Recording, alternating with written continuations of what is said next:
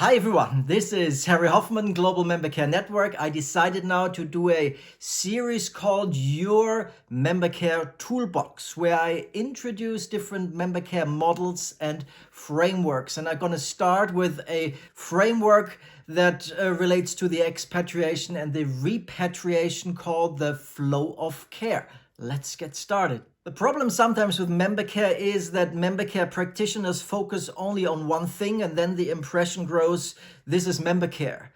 Like you have people doing the preparation for a overseas assignment, the cross-cultural training and the country orientation before a person moves overseas, and then it's like, this is member care, the preparation, the expatriation process. This is member care. And then you have other people who focus on counseling, who focus on third culture kids, the education of third culture kids during the overseas assignment, the cross-cultural assignment, and that's member care.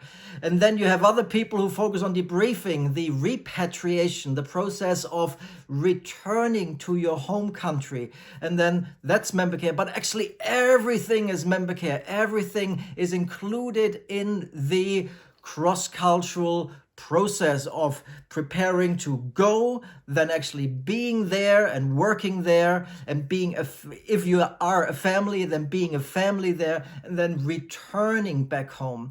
And research says that most lacks of care is actually in the returning back home. About 40% of staff leave their companies after they, in the first year after they returned back home. So during the repatriation process, during the re-entry process, and that's so key that we look at the whole process from an organizational point of view, but also from a staff. If you are an employee of an organization, of a company that sends you to another nation, that you make sure that there is a flow of care. And let me introduce to you the process, the framework that was introduced by Dave Pollock.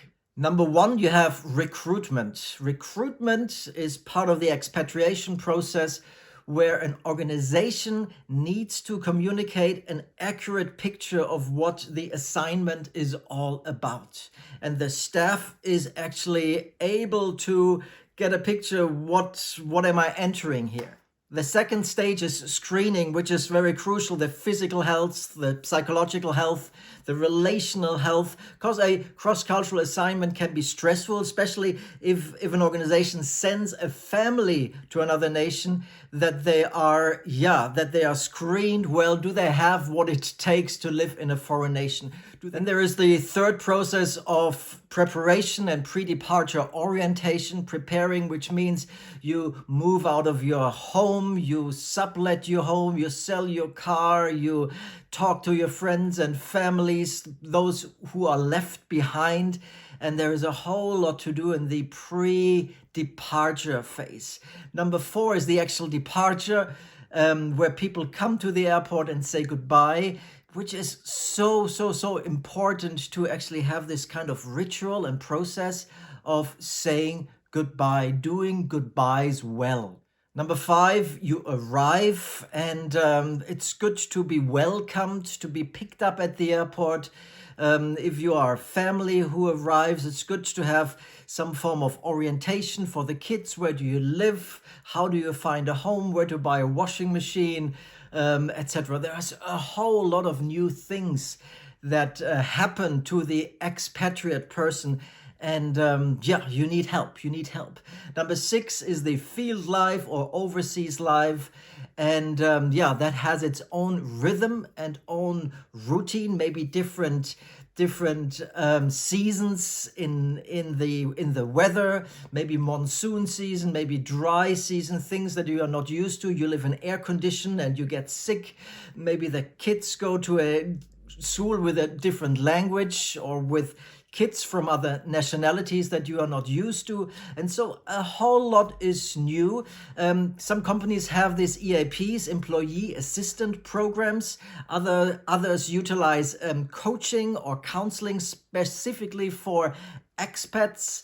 member care services, expatriate services for overseas cross-cultural workers. And yeah, this is so good to process this well and not to stuff it down, and then to think, yeah, everything is normal, everything is great. The stressors on a individual, on the kids, the third culture kids then, and on a married couple, and are just enormous, really.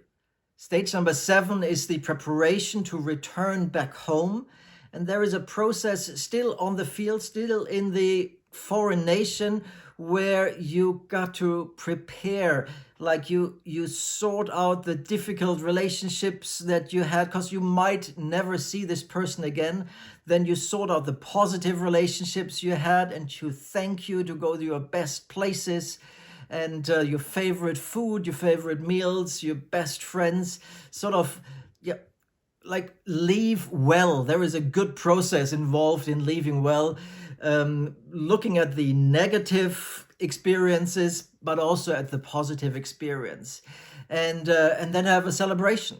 And number 8 is the re-entry process, and number 9 is the ongoing support. And this is where there are a lot of gaps within organizations and companies, and often the repatriation process, the individuals then outsource, they look for other sources of support in the re-entry process. So there are a whole lot of debriefings, re-entry coaches for individuals and for families. Organizations usually don't do this well. At least that's what the statistics say.